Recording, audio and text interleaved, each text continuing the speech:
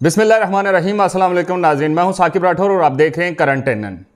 वज़ीर आज़म पाकिस्तान और वज़ीर आज़म आज़ाद कश्मीर के दरमियान मीरपुर मंगला डैम की एक तकरीब में तल्ख़ कलामी और तकरार उन लोगों की सरज़मीन पर जिन्होंने अपनी कब्रों के इवज़ पाकिस्तान को रोशन किया। ये तकरार थी, ये क्या रंग लाएगी और इस तकरार के क्या असरात मुरतब होंगे, जानते हैं। हमारे साथ मौजूद है सीनियर एंकर पर्सन ख्वाजा ए मतीन साहब। ख्वाजा साहब से ये जानते हैं कि ये तकरार क्या कश्मीर और पाकिस्तान के लोगों के जो रिश्ता है उसमें कोई असरअंदाज हो सकती है या नहीं, या इसके क्या नताइज सामने आएंगे। बहुत शुक्रिया आपका ख्वाजा साहब। ये बताइएगा कि ये जो तकरीर के दौरान तकरार हुई है इसके ऊपर आप क्या कहते हैं?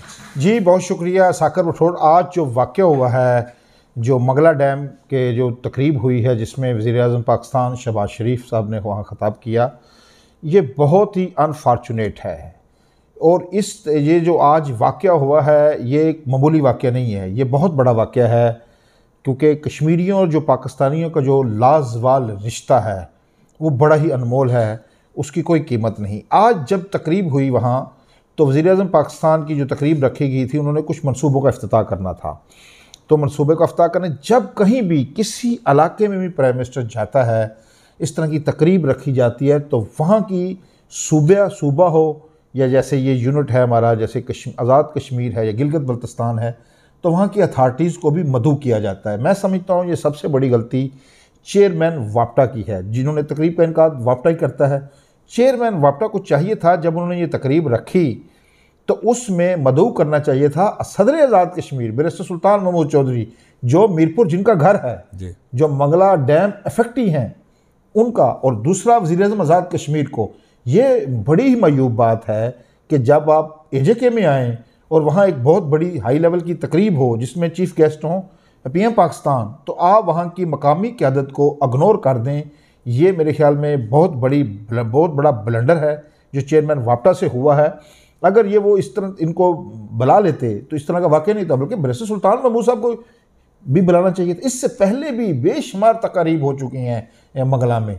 तो हमेशा जब भी तकरीब होती है तो उसकी मेज़बानी वो वज़ीर आज़म आज़ाद कश्मीर या जो सदर आज़ाद कश्मीर होते हैं वो करते हैं।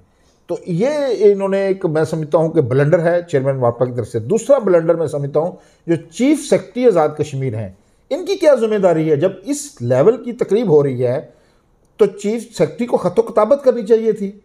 एजेके में तकरीब हो रही है तो चीफ सेक्रेटरी को तो नोटिस में लिया गया होगा, तो उनको उस वक्त कहना चाहिए था। गाइड करता है जो एजेके का चीफ सेक्रेटरी होता है मरकज़ी हुकूमत को, लेंथ अफसरान हम इसीलिए तो कहते हैं, वो मरकज़ी हुकूमत को गाइड करता है कि आप जहाँ तकरीब करने आ रहे हैं तो यहाँ के जो प्राइम मिनिस्टर हैं और प्रेसिडेंट हैं उनको भी इसमें होना चाहिए। अब ये जो वाक़े की तरफ आते हैं, एक तो जब वज़ीर आज़म आज़ाद कश्मीर को बुलाया नहीं गया तो इनको जाना नहीं चाहिए था, ये अखलाकी पहलू में कह रहा हूं। लेकिन उन्होंने शायद ये समझा कि हमारे इलाके में तकरीब हो रही है, जिसका इजहार भी उन्होंने प्रेस कॉन्फ्रेंस में किया कि कल कला ये मुझ पर ब्लेम ना आए कि हम जहाँ जब आप आए हैं तो हम आपको मिलना नहीं चाहते या वेलकम नहीं करना चाहते, तो आपने वहाँ से फ़रार इख्तियार किया। दूसरा, जब ये तकरीब हो रही थी तो उसमें जैसे दौरान तकरीर वज़ीर आज़म आज़ाद कश्मीर का बोलना गैर मुनासिब था। लेकिन देखें, एक तकरीब में जब आपने मंगला डैम के हवाले से तकरीब हो रही है, प्राइम मिनिस्टर ऑफ पाकिस्तान जब भी कोई यहाँ से जाता है तो वहाँ के जो मुतासिर मंगला डैम की कुर्बानियों का जिक्र करता है। जो तकरीर ज़ाहिर बात है लिख कर दी होगी, या उनके प्रेस सेक्रेटरी ने लिखी होगी, या चेयरमैन वापटा ने उन्हें लिख कर दी होगी तकरीर, तो उसमें बड़ी गलती है। ये जो इतराफ़ ना करना, ये देखिए ये मजाक नहीं है। यहाँ हज़ारों लाखों लोगों के जो बल्कि कब्रिस्तान भी हैं, बिल्कुल वो भी पानी की नज़र हो गए हैं। उनकी कुर्बानी को इतराफ़ ना करना ये बदकिस्मती है। शायद वो, मैं इसे कह सकता हूँ कि वो और इत्फाक से वो मिस हो गई होगी, लेकिन जब कोई तकरीर लिख कर देता है तो उसमें कुर्बानियों का जिक्र होता है। अब आते हैं जो वज़ीर आज़म आज़ाद कश्मीर ने उनको दौरान तकरीर इंटरप्ट किया, ये भी गैर मुनासिब बात है। जब कोई प्राइम मिनिस्टर पाकिस्तान बात कर रहा हो तो वज़ीर आज़म जो है जेके उसको इस तरह दौरान तकरीर इंटरप्ट नहीं करना। इसके बहुत सारे तरीके मौजूद हैं। पहला तरीका है कि आप वहाँ जाते ना, और इस हवाले से अगर आपके तहफ़्ज़ात थे तो आप एक पावरफुल लेटर लिखते कि एक तकरीब आपने हमारे इलाके में की, एहतजाज के भी तरीके हैं ना, बिल्कुल सही। जैसे हम कहते हैं कि सफारती वाले से उनका भी एक सफारती एहतजाज होता है। तो जब भी सूबे किसी को कोई तहफ़्ज़ात होते हैं तो आपने देखा है कि पिछले दिनों चौधरी परवेज़ लाई ने बड़े खतूत लिखे हैं, मकतूब तहरीर करते हैं, उसमें आप बड़ा एहतजाज करते, ख़त लिखते कि ये जनाब आपने हमें बुलाया नहीं, हमें आप हमारे इलाके में तकरीब करने आ रहे हैं, तो हमें कम से कम इतला तो देना और मदऊ करें उस तकरीब में। उस तकरीब की देखें, इस वक्त मैं सरदार तनवीर इलियास खान की बात नहीं कर रहा, ये प्राइम मिनिस्टर AGK का जो मनसब है ये सारे कश्मीरियों की नुमाइंदगी करता है। बिल्कुल ऐसे। तो उनको सदर Azad Kashmir senior most senior politician है बरसे सुल्तान महमूद, उनका हल्का है, मीरपुर के रहने वाले हैं, तो उनको नहीं बुलाया आपने। ये बड़ा अफसोसनाक है, इंतहाई अफसोसनाक है। ख्वाहिश साहब सॉरी इंटरप्ट कर रहा हूँ, अगर सदर आज़ाद कश्मीर और वज़ीर आज़म आज़ाद कश्मीर दोनों को उन्होंने मदऊ नहीं किया था तो क्या वज़ीर आज़म आज़ाद कश्मीर को इस तरह बिन बुलाए उस तकरीब में जाना चाहिए था? मैं समझता हूँ कि उनको जाना नहीं चाहिए था, ठीक है ना। वो उन्होंने जाकर, जब कोई बंदा आपको बुलाए ना, वो उसकी उन्होंने वजाहत भी की है वज़ीर आज़म ने कि मैं इसलिए गया कि जब जैसे कि सदर जरदारी साहब थे इधर तो जाते थे लाहौर, तो वज़ीर आला दाएँ बाएँ हो जाते थे कि ताकि हमें उन्हें वेलकम ना करना। मैंने कहा ये तासर ना जाए उनके ज़हन, जाना नहीं चाहिए था। अगर चले गए हैं तो अगर आपको तकरीर का मौका नहीं दिया गया क्योंकि उनका शेड्यूल में नहीं था तो उनको मौका नहीं मिला। बिल्कुल। अगर बुलाया जाता, वापटा मैं समझता हूँ चेयरमैन वापटा की सबसे बड़ी गलती है, ठीक है, उनसे बात पुरस होनी चाहिए, वज़ीर आज़म पाकिस्तान को करनी चाहिए कि आपने मुझे ये क्यों नहीं बताया। होता ये है कि वहाँ की पहले मकामी क़यादत बात करती है, आखिर में वज़ीर आज़म पाकिस्तान बात करते हैं, जो भी वज़ीर आज़म हो या प्रेसिडेंट हों पाकिस्तान के, वो आखिर में बात करते हैं। जब उन्होंने बात कर रहे थे तो उसके बाद तो वज़ीर आज़म AGK को माइक तो नहीं मिलना था ना। हाँ, तो ये डेकोरम नहीं है। हाँ, डेकोरम ही नहीं है। देखिए जो समझते हैं, जो प्रोटोकॉल है, कुंती जो ब्लू बुक है उसमें सारी चीज़ें दर्ज हैं, तो इनको करना नहीं चाहिए था। अगर आपका एहतजाज का मूड था तो उसके लिए ख़त ख़ताबत करते आप। चीफ सेक्रेटरी AGK भी इसमें मैं गलती समझता हूँ, उनसे बड़ी ब्लंडर हुआ है कि चीफ सेक्रेटरी रिप्रेजेंट करता है, वो राब्ते में रहता है वफाक के साथ। तो आप इतनी बड़ी तकरीब हो रही हो तो आपने इसके हवाले से वफाक को क्यों नहीं बताया? बताना चाहिए था। हाँ, अब आते हैं जो ये वाक़या तो हो गया, ये मामूली वाक़या नहीं, गैर मामूली वाक़या है। इसके अब इनका इम्पैक्ट क्या होगा? मैं समझता हूँ कि बहुत ज़्यादा इम्पैक्ट्स हो सकते हैं, ठीक है। आने वाले दिनों में जो AGK हुकूमत है, ये अब जाएंगी सारी चीज़ें जो उन्होंने प्रेस कॉन्फ्रेंस में जिन अल्फाज का इस्तेमाल किया है वज़ीर आज़म पाकिस्तान के लिए, तो वो भी गैर मुनासिब है। देखें, वो हमारा रिश्ता पाकिस्तान के साथ है, किसी शख्स के साथ नहीं है। कश्मीरियों का रिश्ता किसी जमात के साथ, किसी जमात के साथ नहीं है, किसी शख्सियत के साथ नहीं है, अनमोल रिश्ता इस मिट्टी के साथ है। तो उसका लिहाज करना चाहिए। उनको चोर कहकर बुलाया गया, उनको बदबख्त कहा गया, इस तरह के और दीगर अल्फाज से नवाजा गया और कहा गया कि इनको कोई चौकीदार भी ना रखे। तो इस तरह के जो अल्फाज हैं, तो इसके दोनों नेशंस के लिए बहुत ज़्यादा साइड इफ़ेक्ट भी हो सकते हैं। एक तो जब ये बाहर बात जाएगी कि कश्मीरी को कुर्बानियों का जिक्र नहीं किया गया, तो ज़ाहिर बात है जो बरूने मुल्क कश्मीरी हैं, हमारे इधर हैं, उनका दिल तो उसमें कोई रंजिश तो आएगी, कोई दरार आएगी। इसी तरह जो बरूने मुल्क हैं, AGK में रहने वाले हैं, तो वो समझिएगा हम मीरपुर के लोग हैं बिलखसूस, जिनकी कब्रों के ऊपर डैम बना है, आबाओ जदाद की जिनकी कब्रें हैं वहाँ, तो उनको आप ना बुलाएं तो फिर क्या होगा?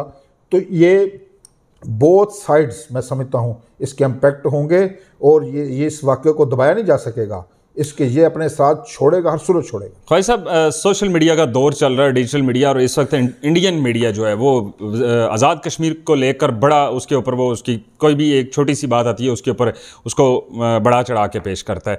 क्या ये जो वाक़या हुआ इसके ऊपर आज़ाद कश्मीर और पाकिस्तान के दरमियान इंडियन मीडिया इसको लेके प्रोपगेट तो लाजमी बात है करेगा?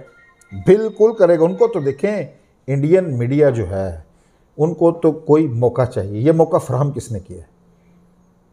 अब वो मुजरम वो लोग हैं जिन्होंने ये मौका फराहम किया।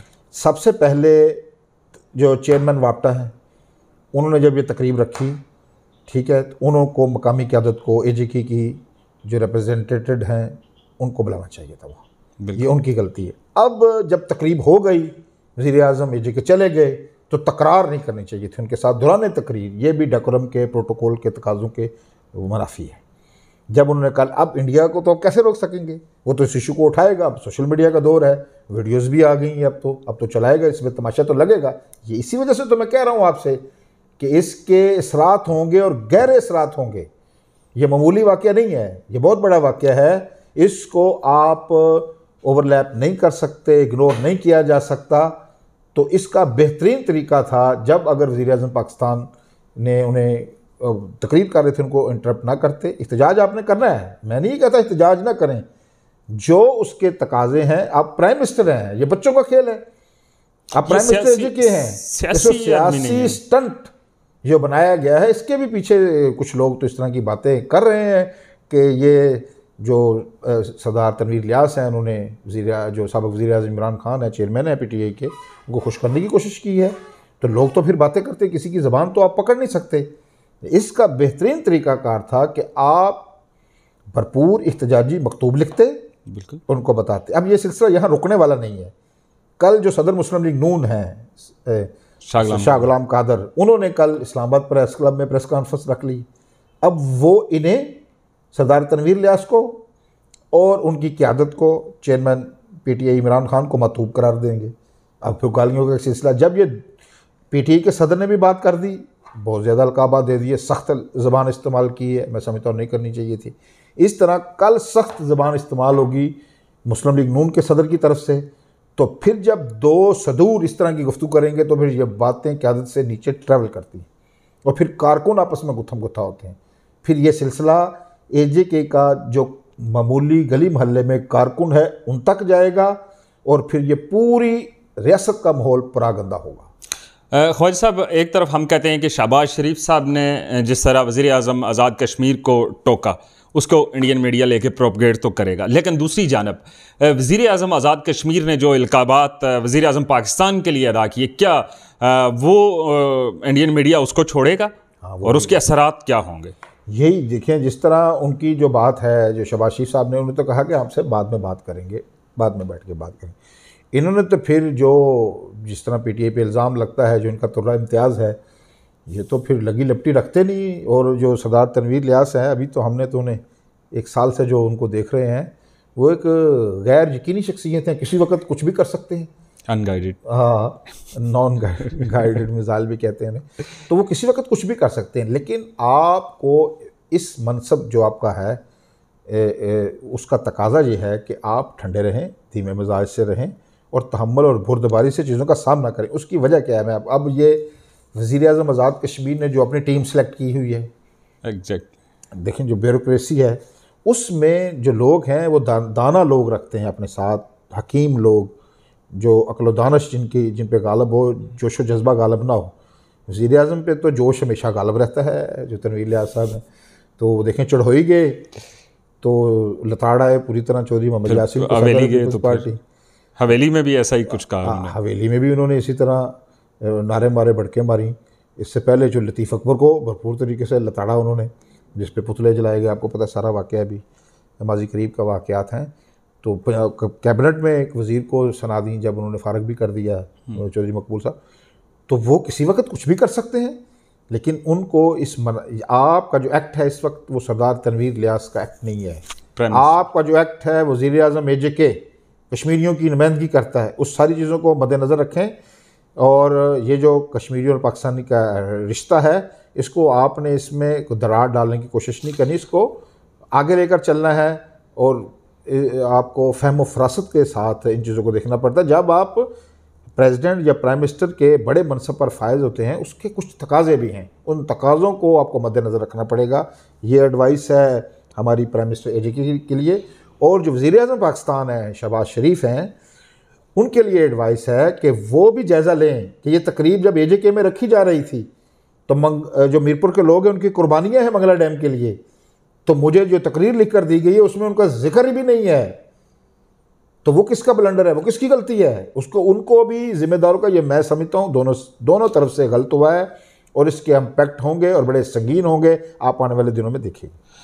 क्या ख्वाहिश साहब, आखिरी सवाल मैं आपसे पूछूंगा कि ये जो नाकदीन ये भी कह रहे हैं कि तनवीर इलियास इस वक्त जो आज़ाद कश्मीर में बल्दियाती इंतखाबात थे उनका एक बहुत सारी जगहों पे उनको शिकस्त का सामना करना पड़ा और अब मीरपुर डिवीजन में 8 दिसंबर को होने जा रहे हैं, तो ये कहीं कोई सियासी स्टंट तो नहीं हो सकता कि जो वहाँ पे हुआ और उसके फौरी बाद जो रिएक्शन के तौर पर एक प्रेस कॉन्फ्रेंस की? हो सकता है कि देखें, पॉलिटिशियन से हम यही दरख्वास्त करते रहते हैं कि वो हर चीज़ को उसमें से सियासत ना ढूंढा करें, पॉलिटिकल स्टंट नहीं बनना चाहिए।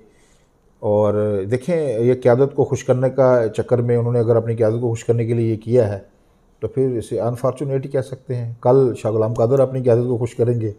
मतलब आपका कहने का ये है कि ये दोनों या तीनों या सब पार्टियां अपना अपना रांझा राजी करने के लिए अवाम के अंदर जो एक इश्तियाल अंगेज़ी फैलाना चाहते हैं।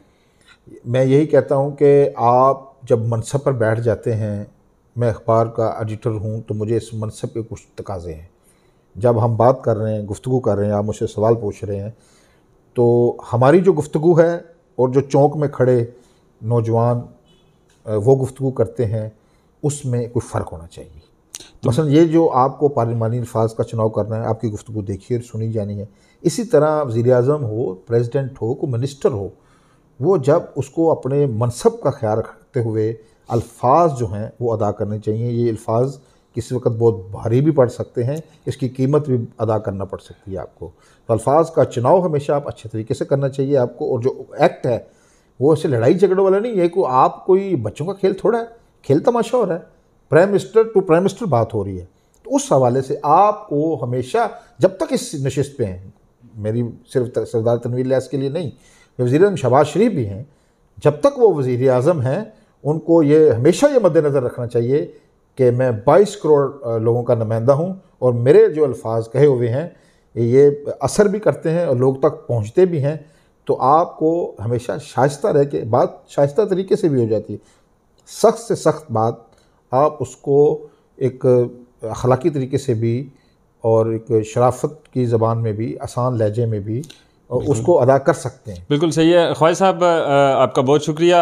लेकिन मेरे जहन में जाते जाते एक और सवाल आया कि इस वक्त आज़ाद कश्मीर का जो सोशल मीडिया है वो ये कह रहा है कि शहबाज शरीफ की हुकूमत ने आज़ाद कश्मीर का जो बजट था उस पर भी कट लगाया। आप एक बाखबर सहाफ़ी हैं, आप क्या कहते हैं कि कट लगा है या नहीं लगा? नहीं, वो देखें, जब माली बहरान आया तो इस पे तमाम कटौती हुई है, बजट बढ़ा नहीं है। तो सारे जो सूबों को बजट है, आपको पता है जब IMF से एग्रीमेंट 5-6 माह लटक गया था, तो उस वाले से कटौती तो हुई है इसमें। वो सबके साथ बराबर में हुई है तमाम सूबों की? सिर्फ AJK में नहीं हुई, गिलगित बल्तिस्तान में भी कटौती हुई है, पंजाब के बजट में भी कटौती हुई है। वो एक रूटीन का मामला है। लेकिन हम ये मुतालबा, कश्मीरी ये मुतालबा करते रहे हैं हुकूमत पाकिस्तान से कि हम छोटा सा खित्ता है, हमारा बजट भी बड़ा कम है, तो आप खुसूसी तौर पर AJK के जो 28 अरब का है, 30 अरब का बजट है हमारा, उस पर कटौती ना करें। और अगर उनके पैसे रुके तो वफाक को अदा करने चाहिए, क्यों नहीं करने चाहिए। देखें, कश्मीर के लोगों ने वहाँ, देखें, आपको पैसे काटेंगे तो उससे किसी की जेब में तो वो आप कट नहीं लगा रहे, किसी की तनख्वाहों पे तो कट नहीं लग रहे। वो कोई होगा, कोई जो फ्री प्रोग्राम चल रहा होगा सेहत का, वो बंद कर दिया जाएगा, आम आदमी को नुकसान पहुँचेगा। अस्पताल में कोई मेडिसिन फ्री मिल रही है तो वो उन पैसों से वो बंद कर देंगे, यही करेंगे और क्या करेंगे। उसके जो फंड्स होते हैं, मतलब जैसे आपने आटा खरीदना होता है, गंदम खरीदनी होती है, तो वो महंगी कर देंगे आप। AJK में ये होता है। तो जब भी फंड्स पे कटौती लगती है तो इसका असर आम आदमी पर पड़ता है। तो हम ये कहते हैं कि अगर वफाक के ज़िम्मे कुछ पैसे हैं तो उनको देने चाहिए, और रियासत को, कश्मीर को बिलखुसूस खुले दिल के साथ फंड्स देने चाहिए। ये आपके साथ लोग खड़े हुए हैं, आप कुर्बानियाँ दे रहे हैं। आप सिर्फ AJK को ना देखें ना, इस कंट्रोल खूनी जो लकीर खींची इसके पार भी देखें। तो आप कश्मीरियों को हमेशा, जब उनको 10 अरब बनता है तो 12 दें भी, 28 बनता है तो 30 दें भी। वहाँ लोग रहते हैं, बसते हैं, वो कश्मीर बनेगा पाकिस्तान का नारा बुलंद करते हैं।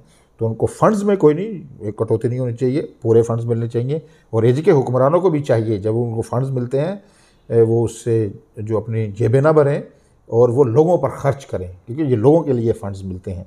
और जितना पिछले 5 साल जो दौर था मुस्लिम लीग नून का, जब 12 अरब बजट था तो 24 अरब कर दिया जब नवाज शरीफ थे वज़ीर-ए-आज़म पाकिस्तान।